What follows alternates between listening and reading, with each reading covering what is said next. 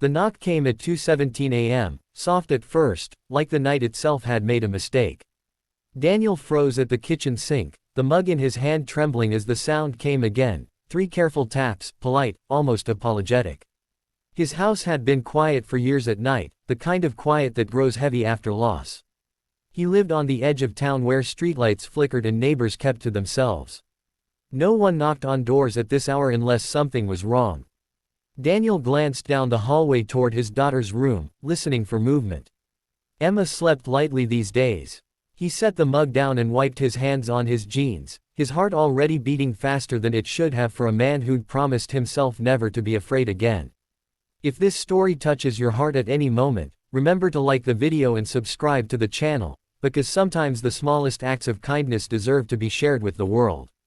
Daniel opened the door just a crack, chain still fastened. Rain misted the porch light, turning the night into a blur of silver. A woman stood there, soaked through, hair plastered to her face, arms wrapped around herself like she might come apart if she didn't. She looked younger than him, but exhaustion made age hard to guess. One eye was swelling, already darkening beneath the skin, and when she spoke her voice shook. "I'm sorry. I wouldn't knock if I had anywhere else to go. Just for the night, please." Daniel had learned what apologies sounded like after midnight. He'd heard them from his late wife when sickness stole her breath, from doctors who couldn't do more, from himself in the mirror when Emma cried and he had no answers.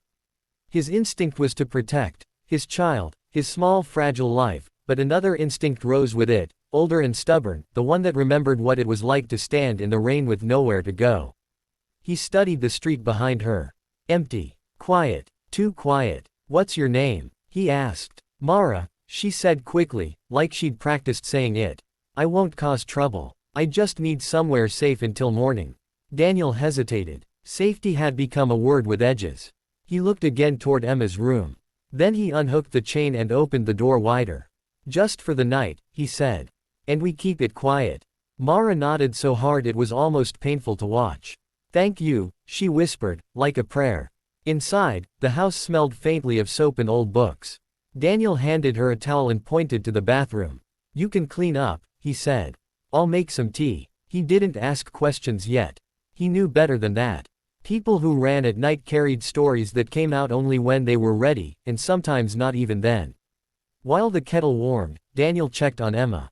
She slept curled around her stuffed rabbit, her breathing soft, steady.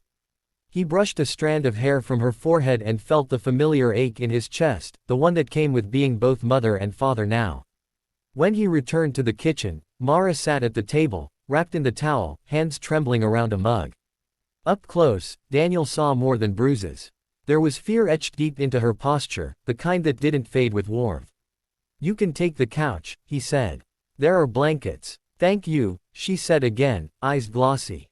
"I won't forget this." Morning came gray and slow. Emma woke first and padded into the living room, rubbing her eyes. She stopped when she saw Mara, curled on the couch like a child, clutching the blanket. Daniel's heart jumped. He knelt quickly. "This is Mara," he whispered. "She's a guest. Just for today." Emma studied the woman with the seriousness only children have. Then she smiled, small and gentle. "She looks sad," she said. "Can I give her my bear?" Daniel swallowed. "That's very kind." Mara woke to the soft touch of a stuffed animal placed carefully near her arm. She sat up, startled, then softened when she saw Emma. "Thank you," she said, her voice breaking. "He's very brave." "Her name is Daisy," Emma corrected proudly. "She protects people when they're scared." Mara met Daniel's eyes then, something unspoken passing between them. He felt it settle into him like a promise he didn't remember making. Over breakfast, bits of Mara's story slipped out, not in a rush, but like leaves falling when the wind changes.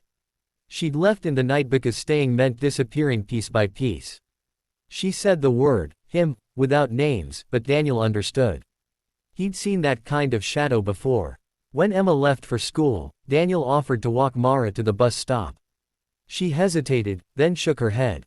"I can't risk being seen," she said. "I'll leave later." But later didn't come easily. A car idled too long across the street that afternoon. Mara's hands began to shake again. Daniel watched from the window, a familiar protectiveness rising in him, sharper now because it wasn't just about him anymore. When the car finally drove away, Mara sagged into a chair, tears spilling without sound. Daniel didn't touch her, didn't rush her. He just sat across the table, steady and present, the way he'd learned to be for Emma. That night, the knock came again, this time louder, angrier.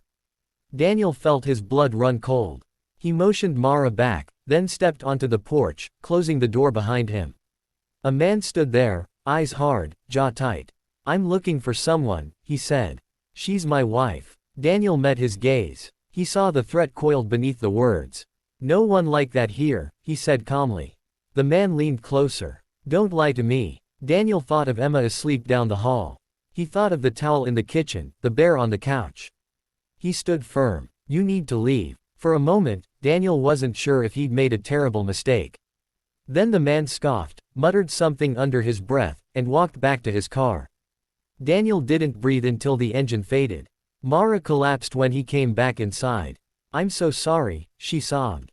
"I never meant to put you in danger." Daniel knelt beside her. "You didn't," he said quietly.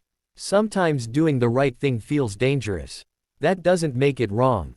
The days that followed were a blur of quiet courage. Daniel helped Mara call a shelter, a lawyer, a woman's support line. Emma colored pictures for her and insisted on nightly stories. Slowly, Mara's shoulders lowered. Her laughter came back in cautious pieces. And one evening, as they sat on the porch watching the sun bleed into the horizon, Mara told Daniel the rest. She hadn't just been running from a man. She'd been protecting something, evidence, documents, proof of financial crimes that reached far beyond one household. The man who'd come to the door wasn't just abusive, he was powerful, dangerous in ways that made people disappear. Mara had been his accountant. She'd discovered the truth, and when she tried to leave, the threats began. Daniel listened, stunned. He thought of the knock at 2:17 a.m. and how close he'd come to not answering. "The police?" he asked.